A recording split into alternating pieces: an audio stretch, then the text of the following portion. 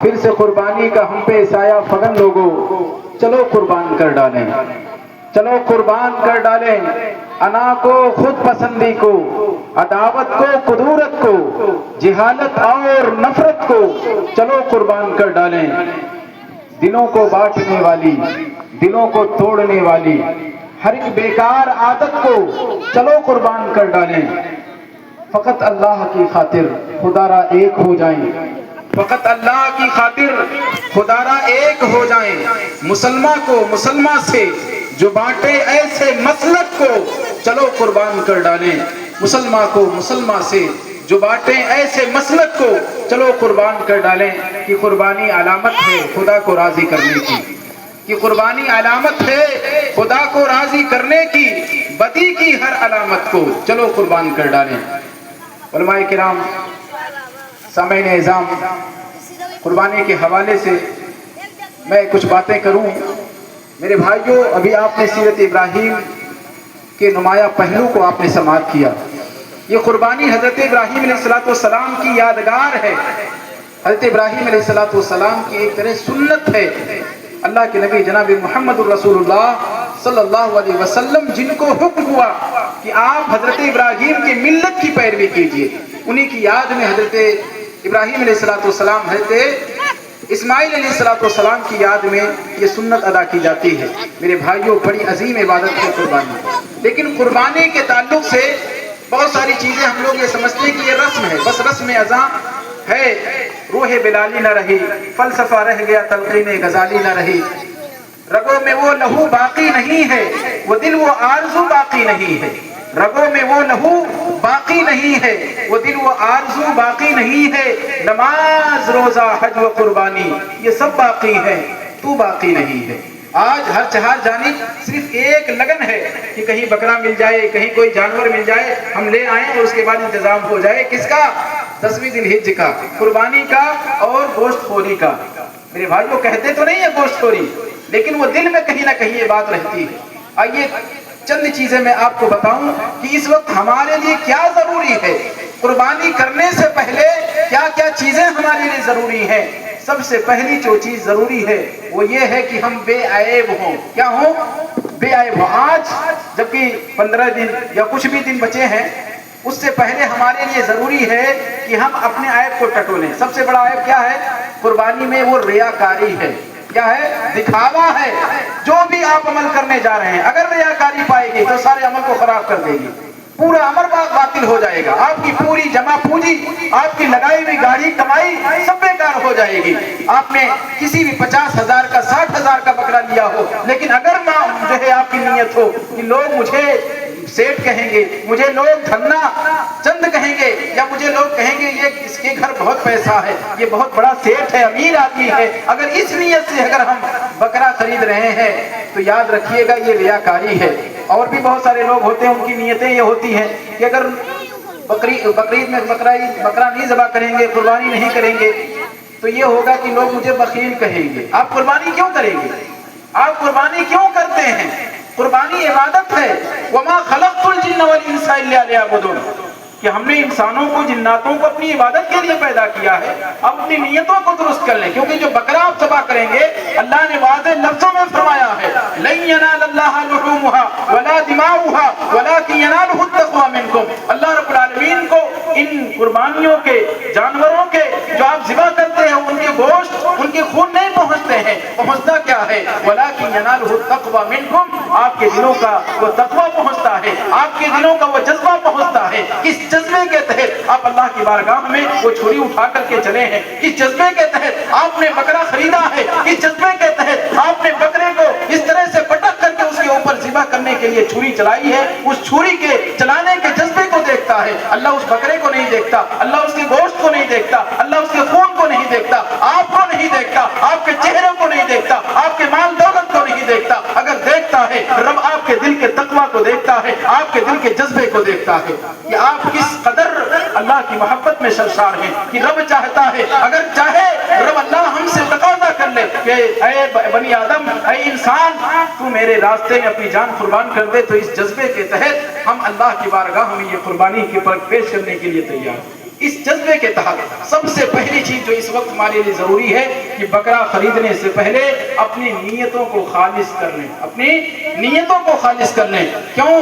کیونکہ نیت ہی اللہ رب العالمین کو پہنچتی ہے، آپ کے دلوں کا تقویٰ پہنچتا ہے۔ اور دوسری چیز، آپ کی نیت درست ہو گئی، اس کے بعد جب آپ بکرا خریدنے جائیں تو آپ کا پیسہ جو آپ کے جیب میں ہے یا جو آپ کے فون پے یا اکاؤنٹ میں ہے، اس کے بارے میں آپ کو پختہ معلوم ہونا چاہیے کہ ہمارا مال بے عیب ہے، ہم بے عیب ہیں، ریاکاری سے پاک ہیں۔ اور دوسری طرف یہ ہے کہ ہمارا مال بھی بے عیب ہے۔ کیوں؟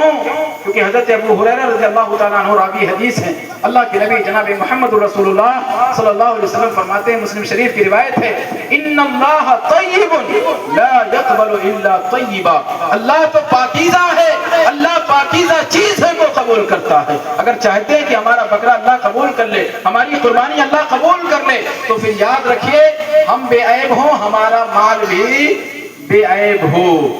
اسی حدیث کی بڑی لمبی تو ہو جائے گی، میری بات زیادہ ہو جائے گی، میں اور چل رہا ہوں۔ آپ اس کے بعد آپ بے عیب ہوں، آپ کا مال بے عیب ہو، اس کے بعد پھر جو جانور خریدنے جا رہے ہیں اس جانور کو بھی آپ بے عیب لائیں، اس جانور کے اندر بھی عیب نہیں ہونا چاہیے۔ جانور کے اندر عیب کیا ہے؟ حضرت براء ابن عازب رضی اللہ تعالیٰ عنہ راوی ہیں، ابو داؤد کی روایت ہے، اللہ کے نبی جناب محمد رسول اللہ صلی اللہ علیہ وسلم فرماتے ہیں کہ اربع لا تجوز فی الاضاحی، چار طرح کے ایسے عیب ہوتے ہیں جو قربانی میں جائز ہی نہیں ہیں۔ پہلا عیب کیا ہے؟ الاوراء بین عورها، ایسا اندھا یا کانا جانور جس کا کانا پن، اندھا پن کیا ہو؟ ظاہر ہو، اندھا پن اس کا ظاہر ہو۔ المریضۃ بین مرضها، ایسا مریض جانور جس کا مرض ظاہر ہو۔ الارجاء، ایسا لنگڑا جانور بین ضلعها، جس کا لنگڑا پن ظاہر ہو۔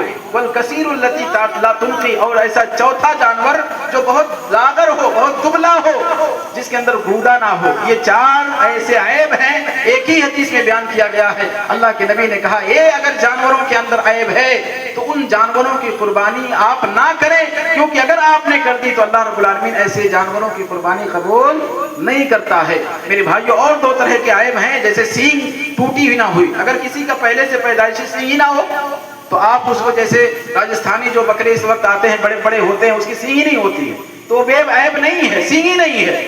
اگر سینگ تھی پہلے ٹوٹ گئی، ہاں یہ ہے کہ ہلکا اس کے اندر عیب ہو، تھوڑا سا ٹوٹی ہوئی ہو سینگ تو چل جائے گا۔ اسی طریقے سے کان کے سلسلے میں بھی ہے کہ کان پورا چرا ہوا نہ ہو، کان پھٹا ہوا نہ ہو، کان میں بھی تھوڑا سا اگر عیب ہوگا تو چل جائے گا۔ لیکن یہ چار جو عیب ایک ہی حدیث میں بیان کیے گئے ہیں، وہ چاروں عیب کے اندر کوئی گنجائش نہیں ہے۔ میرے بھائیو اور دوستو، کہنے کا مطلب یہ ہے کہ ہم جو بھی جانور خریدیں وہ جانور بے عیب ہونا چاہیے۔ کیوں؟ کیونکہ اللہ رب العالمین طیب ہے، طیب چیز کو پسند کرتا ہے، اسی کو قبول کرتا ہے۔ اور یاد رکھیے گا، یہ قربانی جو ہے نا، یہ قربانی اس کی تاریخ بہت پرانی ہے۔ لوگ کہتے ہیں قربانی نہ کرو، کسی غریب کی خدمت کر دو، غریب کا جو ہے علاج و معالجے کا پیسہ دے دو، کسی غریب کی بچی ہے اس کی شادی بیاہ کا انتظام کر لو۔ میرے بھائیو، اللہ کے نبی نے فرمایا من وجد ساعتن، جو طاقت ہو اس کی قربانی کا اور قربانی نہ کرے فلم یضحی، اور قربانی کرنے کی طاقت ہونے کے باوجود قربانی نہ کرے فلا یقربن مصلانا، تو ہماری عیدگاہ کے قریب نہ آئے۔ میرے بھائیو اور دوستو، اتنی بڑی وعید ہے اللہ کے نبی صلی اللہ علیہ وسلم کی طرف سے۔ اللہ کے نبی صلی اللہ علیہ وسلم سے ثابت ہے کہ آپ صلی اللہ علیہ وسلم وہی نبی ہیں۔ آپ نے دیکھا شیب ابی طالب میں 3 سال تک اللہ کے نبی کو ستایا گیا، بائیکاٹ کر دیا گیا۔ وہ نبی جو ہمارا نبی پیٹ پہ پتھر باندھا کرتا تھا، ایک ہی وقت میں آپ حجۃ الوداع کے موقع پر 100 اونٹ ذبح کیا تھا۔ کتنے؟ 100 اونٹ ذبح کیا تھا۔ 63 اونٹ آپ نے خود اپنے ہاتھوں سے ذبح کیا اور باقی حضرت علی رضی اللہ تعالیٰ عنہ نے ذبح کیا۔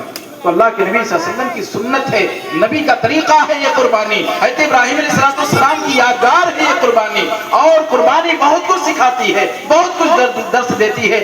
لیکن میں سمجھتا ہوں میرا وقت ختم ہو رہا ہے اور شیخ محترم کو بھی سننا ہے، میں انہی باتوں پر اپنی بات ختم کرتا ہوں۔ اللہ رب العالمین سے دعا کرتے ہوئے بارے رہا تو ہم تمام لوگوں کو قربانی کی اصل روح کو سمجھنے کی توفیق عطا فرما۔ اللہ رب العالمین اس قربانی کے ذریعہ سے ہمیں اپنا قرب نصیب فرما۔ اے اللہ، جو بھی ہم نیکیاں کر رہے ہیں وہ تیرے قرب کے لیے، تیرے تقرب کے لیے، تجھ سے قریب ہونے کے لیے۔ اے اللہ رب العالمین، تو ہمیں وہ نیکیاں نصیب فرما جس کے ذریعہ تیرا قرب نصیب ہوتا ہے۔ اللہ ہمیں فرائض کی ادائیگی کی نصیب توفیق عطا فرما۔ اللہ ہمیں نوافل کی مستحب کاموں کی توفیق عطا فرما۔ اللہ مسلمانوں کو مسلمان کر بنا دے۔ اللہ مسلمانوں کی جو پریشانیاں ہیں ان کو دور فرما دے، مسلمانوں کو متحد کر دے۔ اسی قربانی کے اللہ رب العالمین اسی قربانی کی وجہ سے جو مسلمان ہر جگہ قربانی کیا کرتے ہیں، ہر ایک کے جو ہے زبان پہ اللہ تیرا جو ہے کلمہ جیسے ہوتا ہے، مسلمانوں کو ایک کر دے، مسلمانوں کو متحد کر دے، تاکہ آنے والی تمام مصیبتوں کا یہ مسلمان ڈٹ کر کے قربانیوں کے ساتھ مقابلہ کر سکیں۔ اللہ کہیں بھی باتوں میں سے بہترین باتوں پر عمل کی توفیق عطا فرمائے۔ اب آئیے اخیر میں اس مجلس کی صدارت فرما رہے فضیلت الشیخ عبدالستار سراجی حفظہ اللہ کو میں آواز دوں گا کہ وہ آئیں اور اپنی پند و نصائح سے ہم سامعین کو محظوظ فرمائیں۔ فضیلت الشیخ عبدالستار سراجی حفظہ اللہ۔